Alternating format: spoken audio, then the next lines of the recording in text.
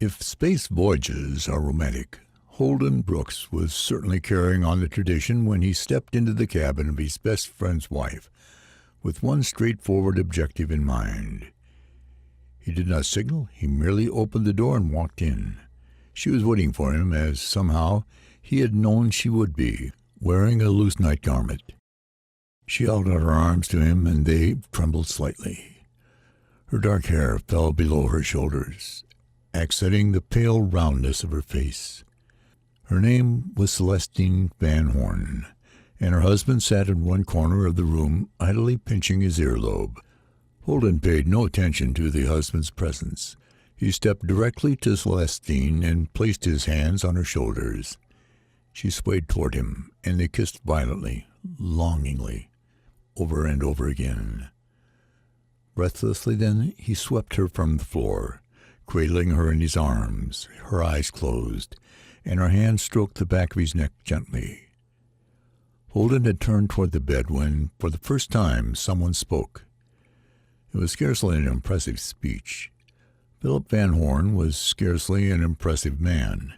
His sandy hair was thinning, his frame was slight, and his eyes were a pale blue. He rose from his chair and said with an air curiously compounded of indignation and bewilderment, "Oh, what's going on?" Holden placed his soft burden on the floor and looked at the man who had spoken.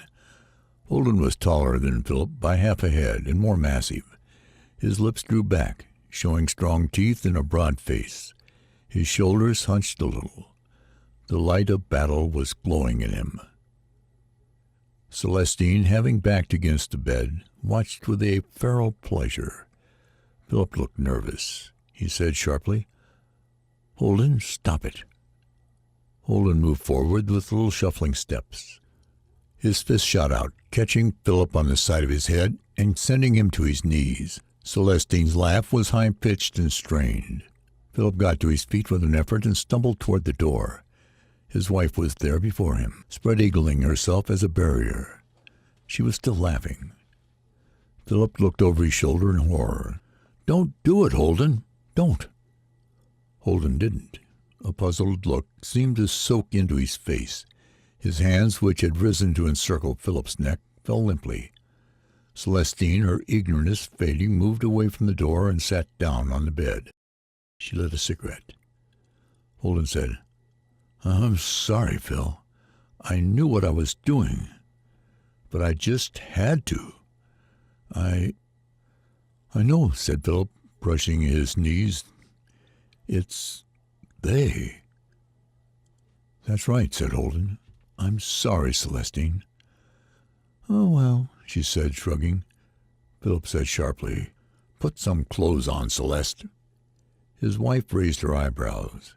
"Now, don't be silly, darling. I wasn't myself. No one was." Holden Brooks was still apologizing. "They just push buttons and have fun. You understand how it was, Phil? There was no way I could stop." "Oh, shut up," Philip said, "and go away." The door signal flashed. "That's Grace," said Holden. His eyes went quickly from husband to wife. "Listen, there's no use saying," Philip said. "She knows what the situation is." Grace Brooks edged in. She was a little thing with a triangular, delicately boned face that ended in a pointed, dimple-centered chin. She said in a low voice, "I was getting afraid to be alone." Holden took her hand. "All right, Grace, let's try for some sleep." When the Van Horns were gone, Celestine stubbed out her cigarette and placed it on a small vent that puffed it out into the poisonous atmosphere of the alien planet on which they were stranded. They stared distrustfully at one another. There was nothing to do, nothing to say. They were slaves, both of them, all four of them. Slaves more thoroughly than any earthly understanding of the word. It had been exciting when it was first suggested. Holden Brooks and Philip Van Horn worked in adjacent offices in the administrative service of the housing unit in which they lived. Both had accumulated half-year sabbaticals, and some months earlier Holden had bought a space flivver.